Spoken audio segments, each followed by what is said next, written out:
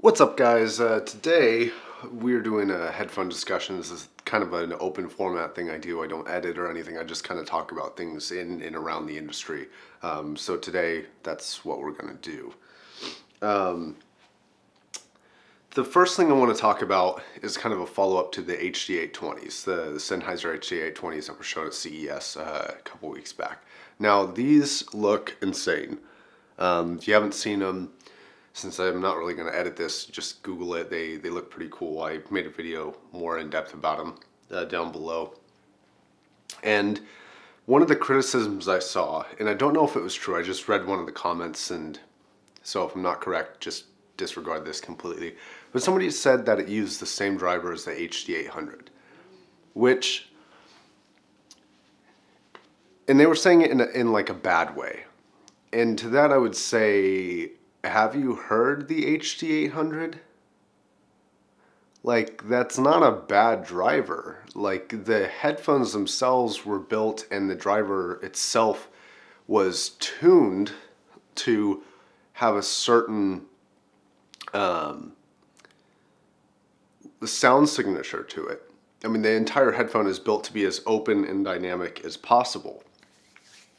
And the closebacks, from everything that I've read and seen, they're not designed to necessarily be open back sounding. They are just designed to have a very large dynamic range, a very large sound stage, and very good imaging. That's kind of what they want to accomplish, something that not a lot of closed-back headphones are able to reproduce very well. That was their goal, while still maintaining the closed, name. And if you don't know what the HD820 or 800s are, they are not the bassiest headphone at all by any means. A lot of people don't like them, including myself, because of that.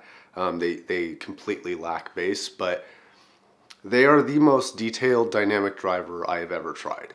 And that gives them a lot of potential, and it's a massive driver. So I think it's like 50 millimeters or something like that. And to the guy who said that comment, I would say that 50 millimeters is absolutely capable, if tuned correctly, of producing really, really, really low bass. Now, I don't know necessarily what Sennheiser's intentions are with this product. I am unsure of that. But I do know that with the release of their 6XX, or I'm sorry, the 660S, and where they seem to be going in direction of like their momentums, they do seem to notice the lack of bass in their headphones. And I think before, back in like the early 2000s, that was kind of the aspiration. Everybody was going for clarity. And a lot of the music back then, when things like the HD600s were produced, which is like 1997, I think. A lot of the music didn't require a lot of heavy bass, but now it does. So I think they've realized that, and it seems, at least to me it would appear, that they're trying to circumvent the system and be able to sell to a larger market by adding more bass. Now, I could be wrong. I mean, these are obviously a different class than Momentums. Momentums are like $300, $400, something around there. These are $2,600. And this is all conjecture. I haven't tried them. I don't know personally. I just know the videos that I've seen and what I've read about them. And it seems like they're trying to incorporate more, because they're not just remaking the HD600 or HD800s. It seems like they're trying to change them for the better. And also, if I sound really nasally, I'm sorry, I'm super sick. Have been for like a week.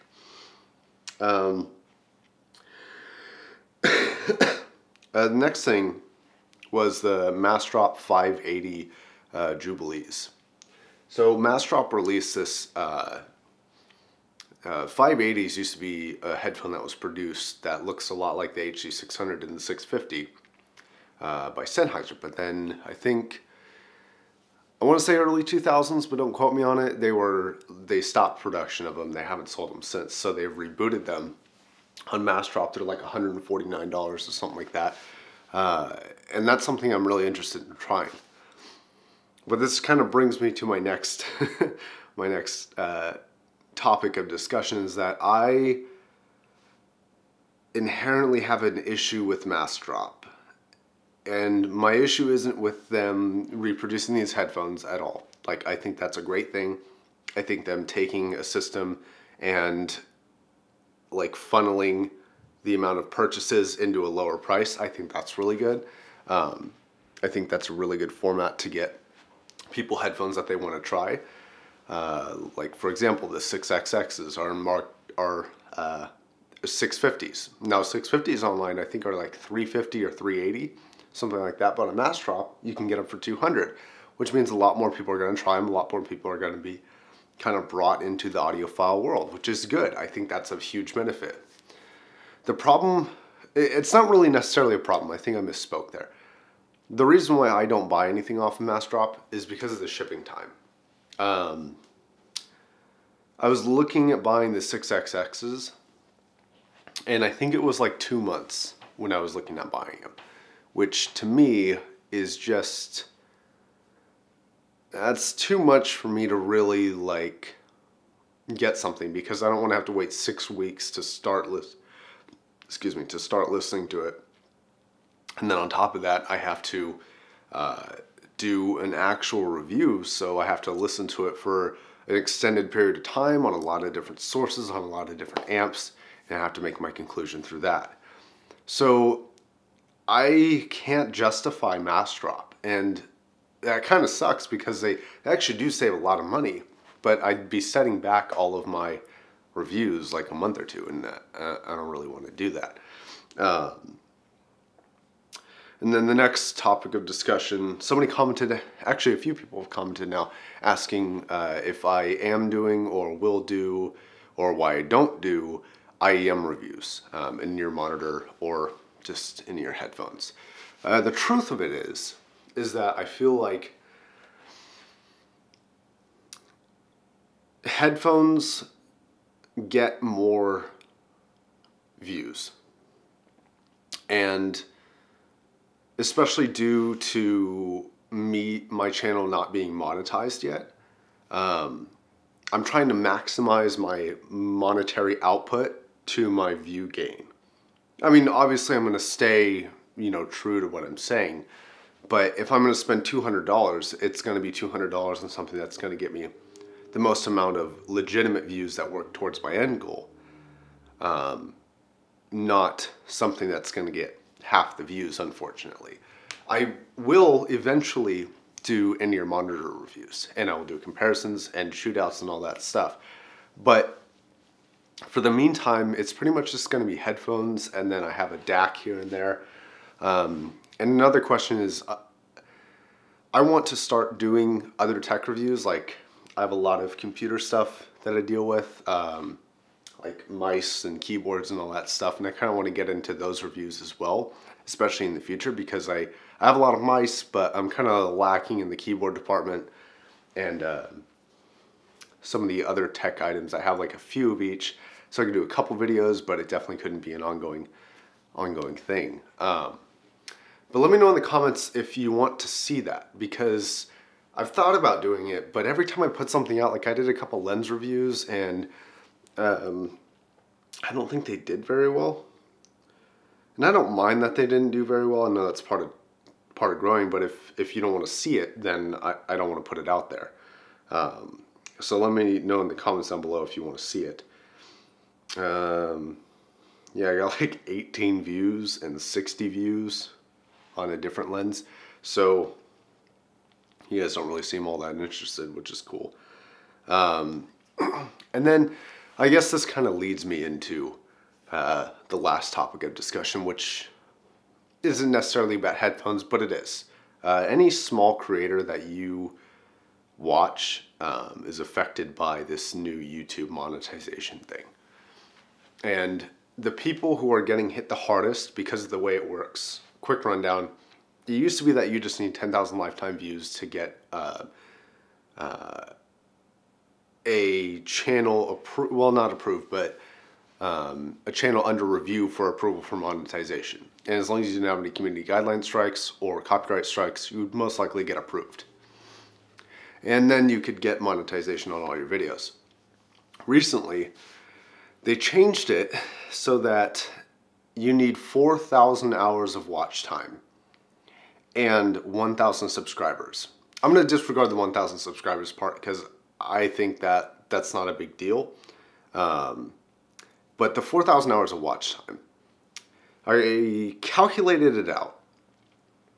And if you made a 3-minute video, you would have to get 80,000 views, who every single one of those views watch all 3 of those minutes, and that would equal 4,000 hours of watch time. And then 1 out of every 8 of those people would have to subscribe to your channel, and then you could get approved for monetization. The reason why this affects, and who this affects most, is reviewers, people who create music, and short animated clips. And the reason why this affects them is that reviewers have to, reviewers have to buy products, especially when they're just starting out. Nobody's sending them, no companies, no advertisers, no viewers. So they have to get stuff out of pocket. And now they're gonna have to get stuff out of pocket even more. I mean, I only have like 24,000 lifetime views, and I bet you, I bet you all the money that I have, that all 24,000 of those views were not all the way through my video. I think I only have like 1,400 hours of watch time. Like my average view duration is like 3 minutes and like 15 seconds or something like that. So it affects those reviewers because they have to buy these products, and now they have to buy them for a lot longer.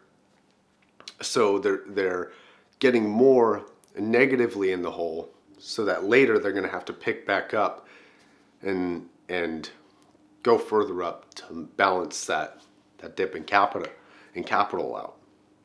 And then I feel really bad for the music creators and the animated series creators, because music, that takes a long time. I mean, that's like hours and hours of practice. Then you have to get the video, and on top of that, you have to get the video right. Audio equipment is expensive. Your instruments are expensive. Animated clips take a really long time. So all these things take a really long time, and then the videos are usually short. A music video or a cover or something like that takes hours and hours of work, but it's like 3 minutes long. And then the animated clips, the same story. Those are like 1, 2, maybe 3 minutes long, and it's hours and hours of work. So what they're putting into it is starting to become really hard to justify anytime soon. So they're going to stop producing this content at the same rate, which sucks. Because before you were like racing towards this goal, now you're racing towards this goal, but instead of a 1 mile run, it's a marathon.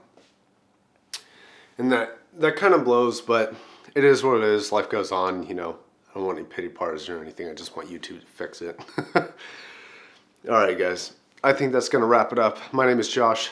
If you like the video, like it, dislike it, subscribe, you know the whole drill. Alright, thanks guys. Bye.